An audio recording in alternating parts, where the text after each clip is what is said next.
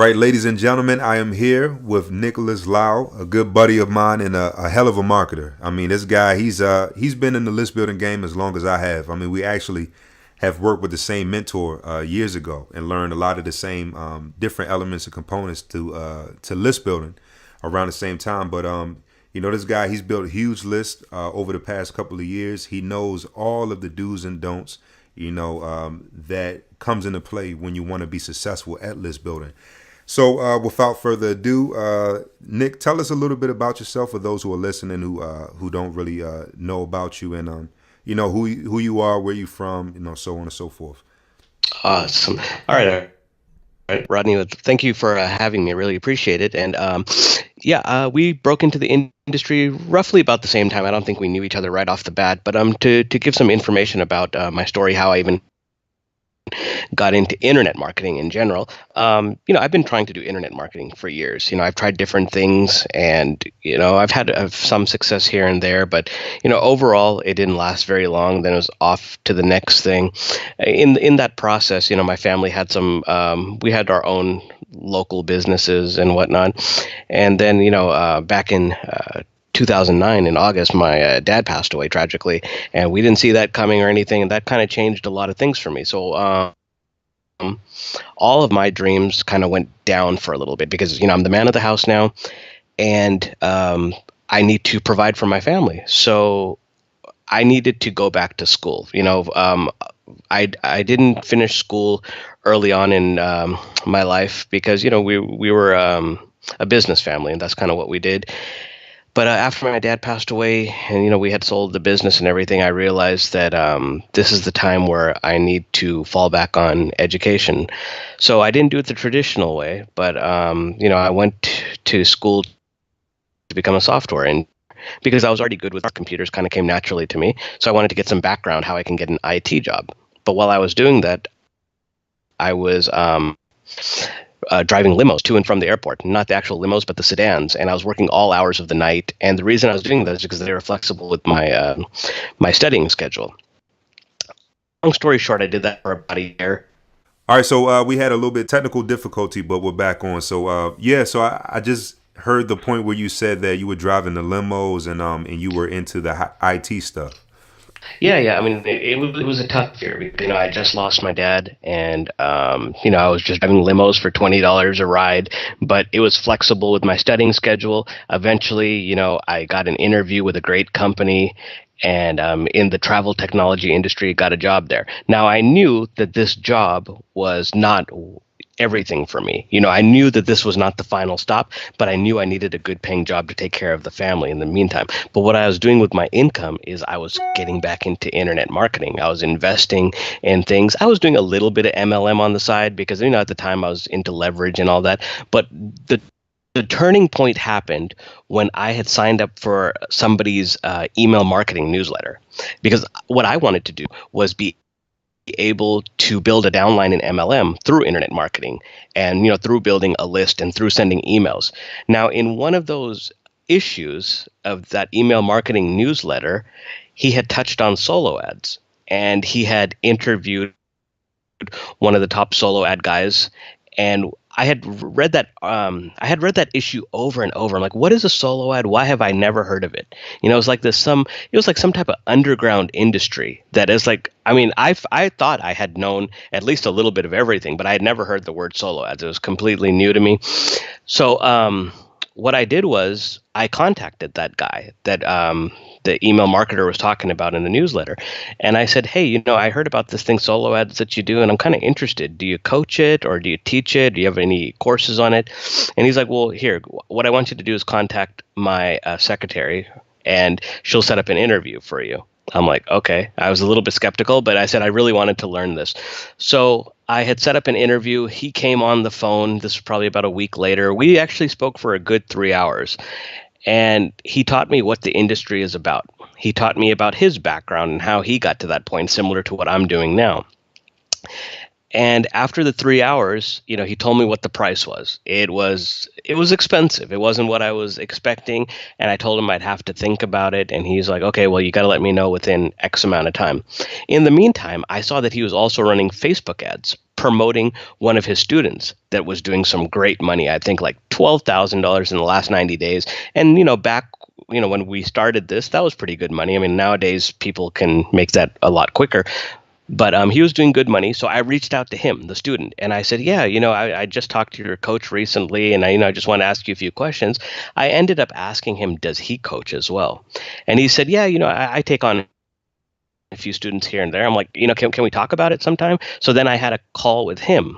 I believe it was on Google, and we actually got on. Webcam, and I got to see him, and that actually, honestly, that really helped, that I actually got to see who I was talking to. And I felt a good connection with him. He told me his price, which was a little bit less than the previous guy, still expensive, but I went ahead and went with it because I just had a good vibe with him. We had like a similar past, things that we had been involved with.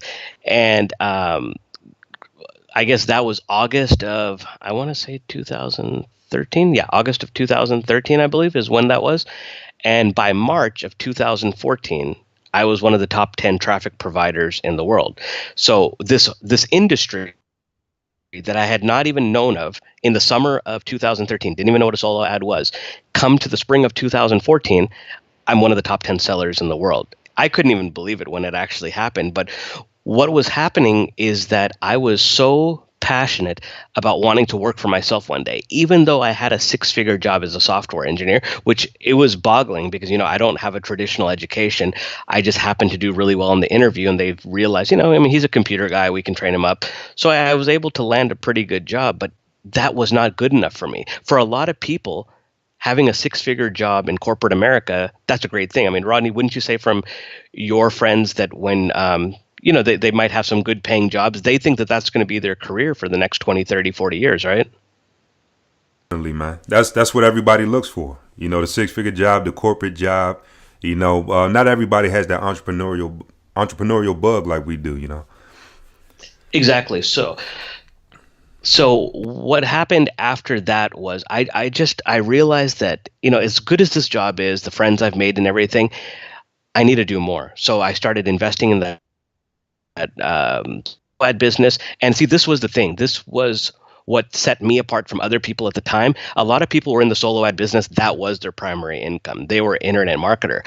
I was lucky because I had a good full-time job that paid the bills. So obviously what I was doing in my solo ad business, I was reinvesting all my profits. I was scaling up. That's how I was able to, in a short period of time, become such a well-known name in the industry. So, to basically answer your question, that's what I did. I invested my money from my job into my business, and I just kept scaling. Well, that's man, that's a hell of a story, man. Because we went to the same guy. We actually did the same exact process to where I know the guy that you're talking about. You first saw, and you saw his price and said, man, if I can get the return and, if he delivers on his promise, then yeah, I can validate that price. But that is a high price for coaching. And I went through the same process. I said, man, let me see who has worked with them and what they're doing, as far as their results and everything. And I came across the same mentor, same guy we both found. And basically the rest is history. That's how we ended up connecting as well, because we saw that we both were learning from the same guy. But just to see, like you said, man, just in a short span of a couple of months, I saw, your name everywhere. You the top guy for traffic. I think you were like number 3 out of 10. The 10 absolute top tier guys in solo ad traffic for a while, and then you slowly, increase to number 1. And just to watch that, I mean, it's just crazy because a lot of people, man, they see all the success and they see all the results. And we actually both got into this industry kind of the same way because, I kind of came in looking for a way to make money in MLM, right? And so when I started to learn that you needed traffic, you needed to develop a following, you needed to, actually build a list and have some influence, that's when I dove into all these other components. And I found list building and speaking of that, man, we're both throwing around solo ads, the word solo ads a lot. But just to kind of briefly summarize solo ads, is when you have a person who has already developed a platform, and they already have an email list of subscribers and followers. And so when you have a person in a position like that, it's kind of like a radio station or something, or just anyone like Oprah. Oprah can literally recommend a book, and overnight that person, the author, becomes a number one bestseller. Just because of that power and the influence that she has. So when you have a person that's a marketer and has an email list of subscribers who value their opinion and their recommendations, what's going to happen is a person like Nick can come to John Smith and say, hey, man, I want you to send 2,000 visitors to my website. What's your cost? Once John Smith gives him the price, Nick sends the money. Nick now has a flow of traffic that not only is interested in that type of offer, work from home, make money online, but also they're going off of the recommendation of a person they value. And so that's pretty much how solo ads work in a nutshell, but not to kind of get off track. I want to kind of go into a couple of things that you touched on. Number one, I think a lot of people don't know how important it is to find a mentor. So just to get your point of view, why did you choose to go that route rather than, like a lot of people do, try to figure it out yourself? Go ahead. Yeah. Yeah. So the thing about in this industry is that a lot of people want to try to figure out themselves. Sometimes it's because they think they're talented enough to do it. Sometimes it's because it's a monetary thing. They don't have enough money to do it. But I was in a position where I had a good job. So for the first time in my life, I was kind of playing with house money. So I was like, it's like, why should I waste my time trying to figure this out myself when I have enough money set aside to put into coaching? Now, my solo ad coach, that was actually step two, because my email marketing mentor, the one that I got the newsletter from, if I'd never subscribed to that newsletter, we wouldn't even be having this conversation right now. I don't even know where I would be. So, things happen for a reason. And if you want to go one step beyond that, I was in another MLM group, and on the forums is where they talked about the email guy. And then from the email guy is where they talked about the solo guy. And then, one thing kind of led to another. And I realized that not only is coaching and mentoring important, connections is important. You got to make connections in this business. You cannot be a hermit. I mean, yeah, you can to an extent because you get to work from home and stuff. But when you're online, when you're grinding, you cannot shut everybody out. You need to make those contacts. You need to invest in coaching. Sometimes you need to even get into these high dollar masterminds, because in the masterminds is where you're going to make your best connections, because now you are surrounded by like-minded individuals who have all invested in their success, and they look at you as somebody who's also invested, so they're more likely to work with you because they know that everybody has skin in the game.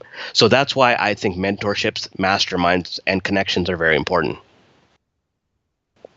100% agree. And it's one thing to hear somebody say it, but when you have first hand experience of someone who actually does that, I mean, Nick, so many people, it's ridiculous. We're in the same circles, but it's funny because some guys that I think just popped up on the scene or they're new, I'll say, hey man, you heard of this guy? Oh yeah, I just talked to him. You'll have full out conversation with these people, and people forget that when they say your net worth is in your network, they're talking about colleagues as well.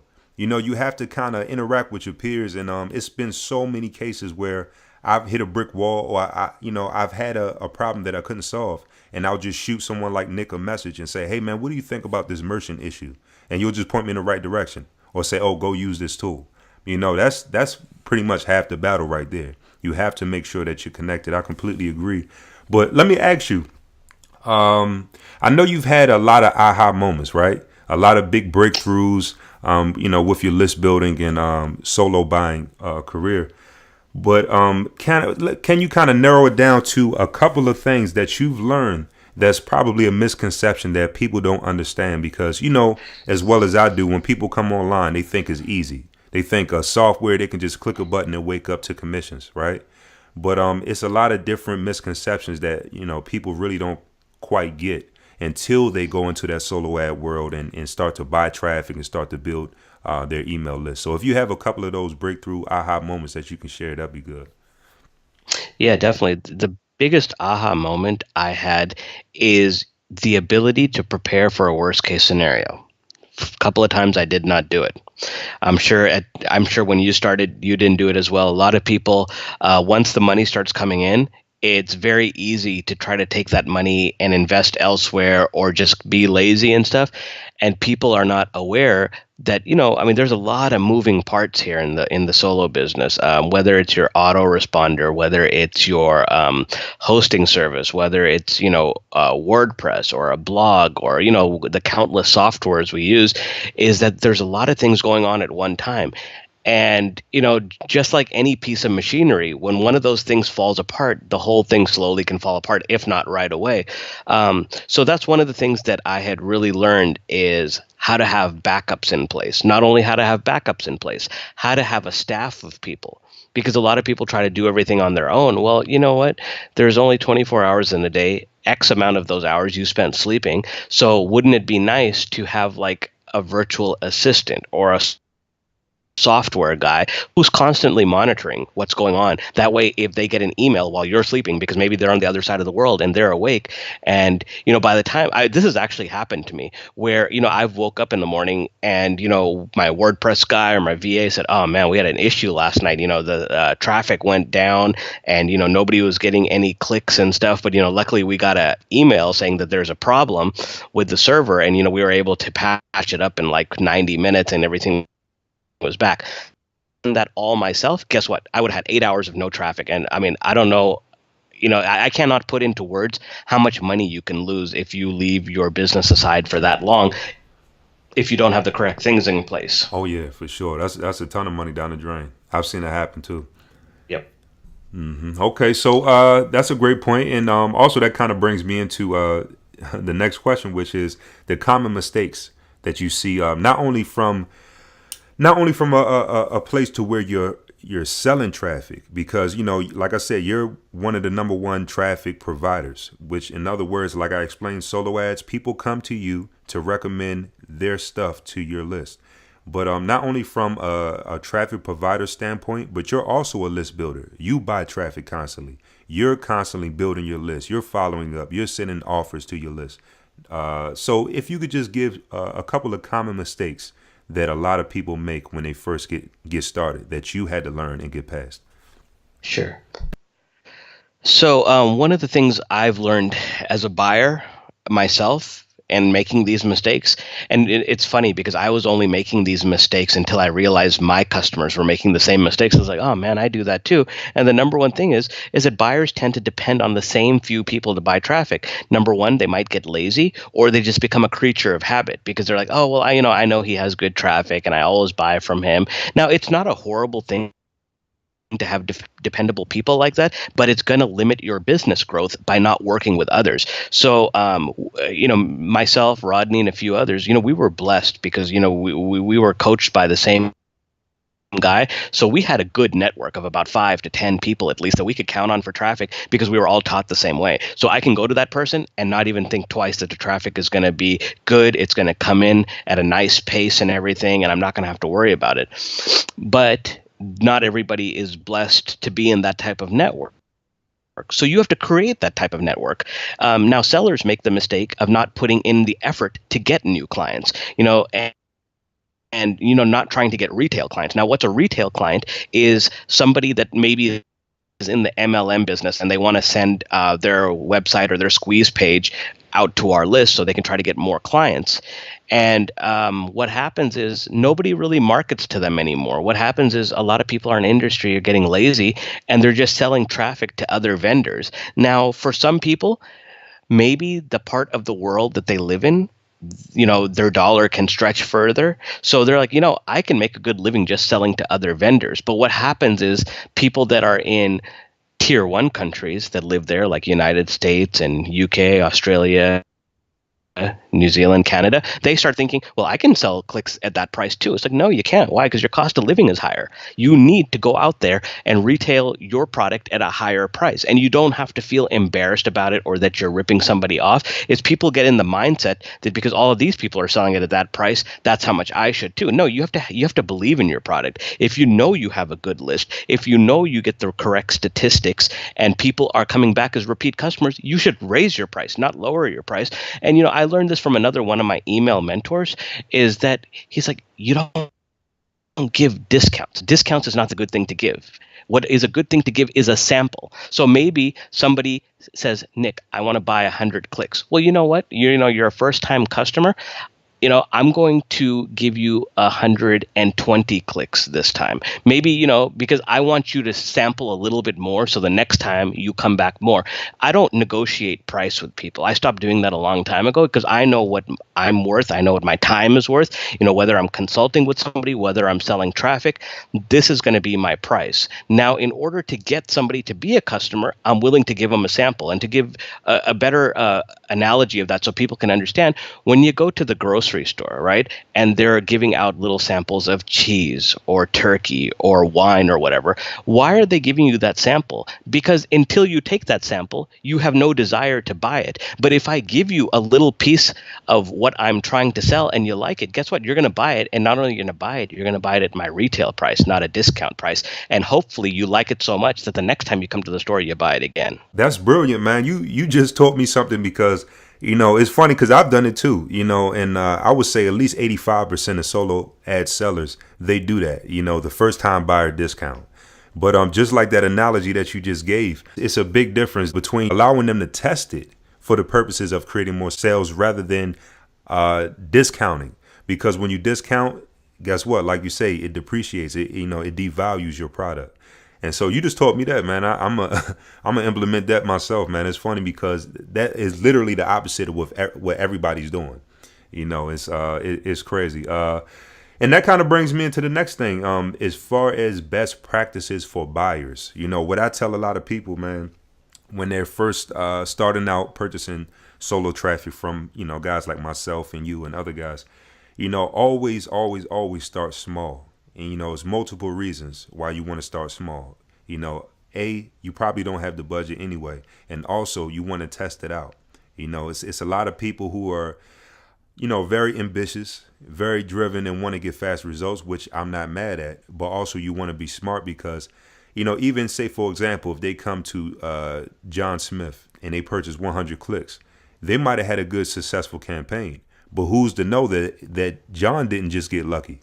And if you jump from 100 clicks to 1,000 clicks now because you're excited off of that first campaign, it might completely bomb, right? So what are some good practices that you yourself follow and you've also taught other people to follow when they're purchasing traffic from other people? Okay, well, the number one thing that I teach newer people, and they don't have to be my students or anything, they could be somebody else's student, they're still new to the game, and they're coming to me to buy traffic. I take time to get to know them. So that's one of my best practices is I don't just sell clicks. I sell myself. And I know that doesn't sound right, but I want people to know who I am as a person. I want them to be able to come to me. I want them to be able to ask questions because even though we're behind a computer screen, it is still very much a relationship business. And you talked about something about making sure that they start small, and I think that's so important because what a lot of people think that this is some sort of race. It's like, oh man, that guy's already selling up to 5,000 clicks a day. I need to get there, so I need to buy more. And it's like, no, because it's like when you start buying too much traffic from the same person, you're essentially just duplicating their list. And you got to really mix it up. You got to do a lot of list segmenting, but also going back to what you're saying about starting small, it just rang. I read a lot of books, and Subway, the restaurant, their owner, Fred DeLuca, had wrote a book a long time ago. It was called Start Small, Finish Big. And the only reason I know about that book is because my family used to own a Subway, so I went to training out there in Connecticut, and I got to meet him, and he signed my book and everything. And I read the book, and this is a guy who started his first sandwich shop when he was about 17 years old. I mean, just like a little corner thing. And I mean, look what Subway is today. And, we all know that Subway didn't just boom overnight. We saw the progression from one restaurant to kind of spreading over the East Coast, and then now it's just like this worldwide phenomenon. Is because he paced himself. He didn't try to go compete with McDonald's or Burger King or something. He had his own vision. So it's very important in this business. You need to have your own vision. You don't need to have somebody else's vision. The minute you try to have somebody else's vision, you're not going to make it. Because you don't know what their recipe was. You don't know how they got there. You don't know how much time and work. All you see is the results, and all you're like, I want those results. Well, unless you're willing to put in that time, you're not going to get those results. So the thing you need to do is sketch out your blueprint. It's like, how many clicks am I going to buy this month? How big do I want my list to be? At what point do I want to not only offer my clicks for sale, but that I have done enough in this business where I can mentor somebody else? Because what you could do with that money that you mentor, you can continue to expand your business. You can get more people to join your staff. And then, you see some of the big guys out there. They don't even touch their business anymore. It is literally on autopilot. They just kind of manage the day to day and kind of, peek in here or there, but the machine is going. And the reason the machine is going is because they started small and now they've finished big. And, that's one thing that people have to really grasp. This is your dream. This is your blueprint. Don't let anybody influence it, and don't steal anybody else's. Now, that doesn't mean that you can't, get some good tips from Rodney. You could get some good tips from Nick and implement it into your blueprint. But do not take our blueprint, because our blueprint is relevant to our lifestyle, our family, and our dreams, and they may not be the same. And for you to try to chase something that isn't really what you want to do, it'll have a very negative effect. So, that would be, my best practice is build your dream relevant to what you want to accomplish. Like that, man. I'm gonna go get that book too. I just wrote that down. That sounds like something I definitely need to read. Let me ask you, man. We're gonna wrap this up, but I wanna for those, it's two type of people, man. It's the analytical person, and then it's the person that's just ready to just dive in, right?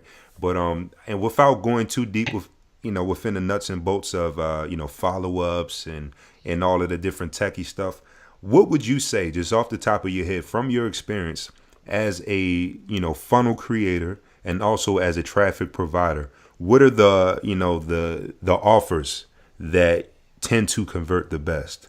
And also, what type of capture pages have you seen that convert the best? Okay, well, since we're in the make money online niche, you have to have offers that have a clear and concise message that you can make X amount of dollars in X amount of days or something. So this is the thing. Our squeeze pages have to be, I don't want to say over the top, but they have to be very direct. You don't want to say, like, if you want to be a millionaire overnight, opt in, gonna work. But if you put something like how a young man in Texas was able to quit his 6-figure job and turn that into a 5-figure per month business in 90 days, well, guess what? That's actually my story. And that would be a great squeeze page, right? Because not only that, so, if a lot of people, if they would actually take the time to find a real world story to base their squeeze page off of, that would be great.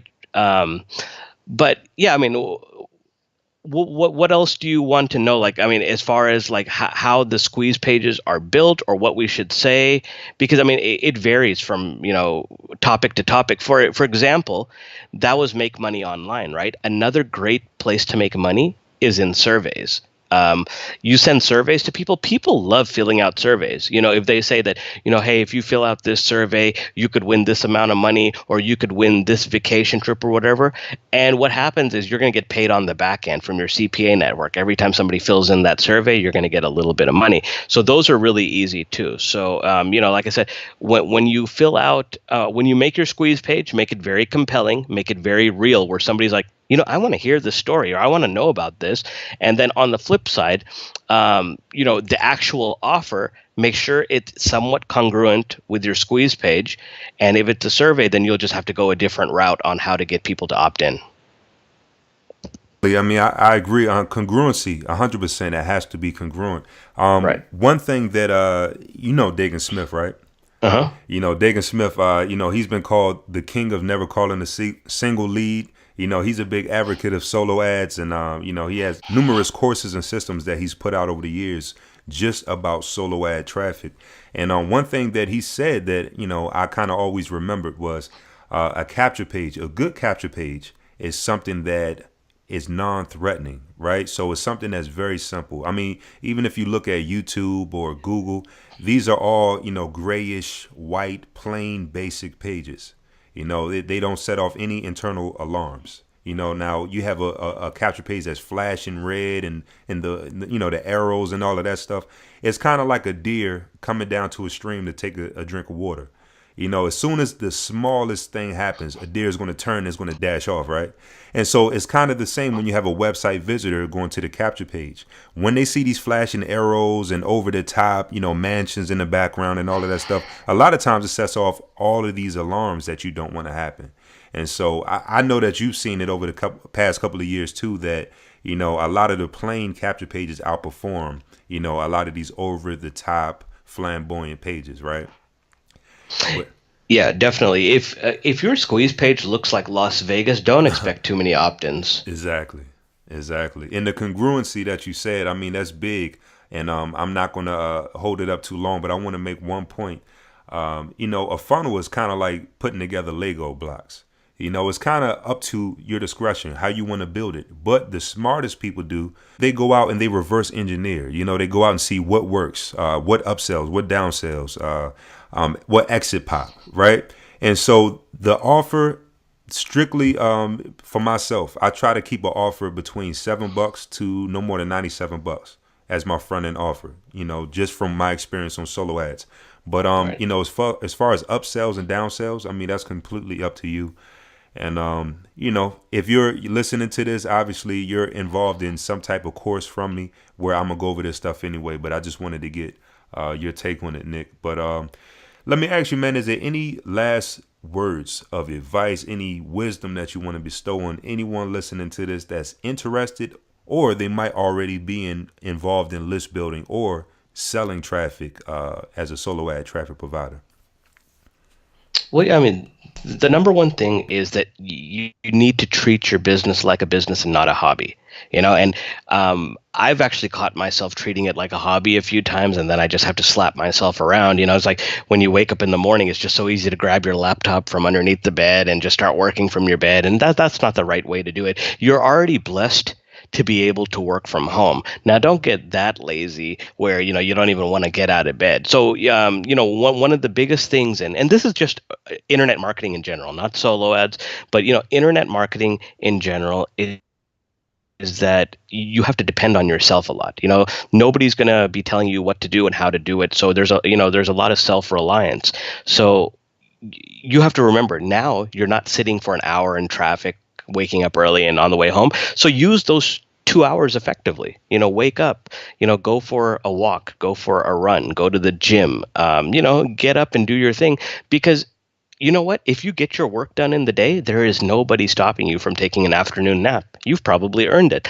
So, that's the thing. It's like you got to treat it like a business, and you got to reward yourself. You're not working for a boss who's saying that if you get X amount of sales, you'll get a bonus. You got to kind of give yourself a bonus that's saying, this is what I need to do during the day, and if I accomplish this, then over here at this period, I can, take my kids out for ice cream. I can go take a nap. I can go watch some TV. So you kind of have to reward yourself. So, another thing is that, I have to kind of go back to the restaurant analogy because that's where my family's background is. That's what I'm used to.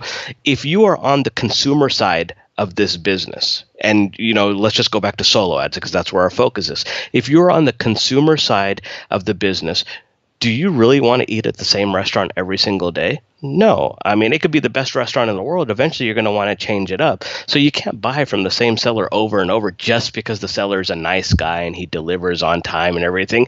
That's all well and good. You still got to mix it up. And if you're on the vendor side, you need to expand your customer base. You cannot depend on those same 3 customers walking through your door every day. Because even if they do like your restaurant that much, guess what? There's weekends, there's times they're going to get sick, there's times they're going to go on vacation, and you have to replenish that. You have to bring new people into your restaurant. And the good thing is your restaurant is just your house and your laptop. You just need to make sure different people are messaging you and emailing you, and your business will expand exponentially. Man, I agree 100%. That just peace of mind is my biggest thing. I mean, because I've hit brick walls plenty of times. I mean, and it only gets as easy as you let it. Like you say, no one is going to pat you on the back. No one's going to tell you to take a break or reward you or tell you to get to work. You have to be self-regulated, and that is a great analogy, man, because when I first got started, I was full throttle, and I've burnt out so many times that I can't count. So that is a huge tip, and I definitely appreciate your time. And just to say the biggest takeaways that I've been taking notes this whole time, by the way, but what I've got from this interview is to make sure you scale your business properly, treat that business as a business and not a hobby, and also it's okay to start small. In fact, you might prefer to start small. And I'm gonna go grab that book, Start Small and Finish Big. I'm glad that you dropped that during the interview, man. I'm gonna grab that. But I want to thank you again, Nicholas. And could you tell them anywhere that if someone wanted to reach out to you or work with you, you got any website or anything that you can go ahead and share with us? Actually, I'm glad you mentioned that because can you just mute there's a feedback a little bit. You there? Okay, perfect. So yeah, what I'm going to do this year is because, a lot of people come to me, for consulting and whatnot. And people have said, why don't you start your own blog? And I was like, well, I don't know what to sell. But, the good thing is nowadays you don't have to sell anything. You could do like Google AdSense and this and that. So I have a blog coming out this year. It's going to be called MrSeedPlanter.com. And the reason is because, people always say you're so good at planting seeds in people's heads. You give them an idea and they just run off with it. So, I haven't got an email address set up for that account just yet. So, if anybody wants to reach me, just contact Rodney. He'll give you my Facebook details, and I'll add you as a friend. Just inbox me, and once the blog comes out later this year, this is the type of stuff I want to do. I want to kind of reverse it and bring Rodney onto my blog and do an interview so people can learn from him, because I have learned so much from Rodney. That's one thing I haven't even mentioned in this whole interview is that Rodney's one of the smartest guys out there. I mean, his brain just works on a completely different level than anybody else's. He comes up with ideas that I couldn't even think about, and I consider myself a pretty smart guy. I come up with some pretty good ideas, but the things Rodney comes up with, it's like I couldn't have even thought of that. So, I mean, when it comes to technology in this business, he's always on the cutting edge. He finds the best developers out there, he has a vision and he finds the right people to make that vision a reality. So whenever Rodney says I'm working on something, I get excited because, I know he's going to tell me about it right when it launches, and then, I'll be able to use it. So, I mean, you're with the right person if this is the industry you want to be in. If you want to be in email marketing, and on top of that, Rodney has such good friends like myself that we always give each other great information, and there's more of us. We're not the only two. I mean, we're surrounded by some really great people, and I mean, I think Rodney eventually, this coming year, I think we all got to get together. What do you think? I'm planning on it, but it always falls through. But we have to, man. We definitely have to, man. We got a mastermind without a doubt. Well, thanks again, Nick. I definitely appreciate your time and your kind words, man. And I will be stealing that to use it as a testimony, just to let you know. Right. But definitely a lot of value-packed interview, man. And whoever listens to this is going to take away a lot. So again, thanks, man. And I'll be talking to you soon. All right. Take care. Bye-bye. All right.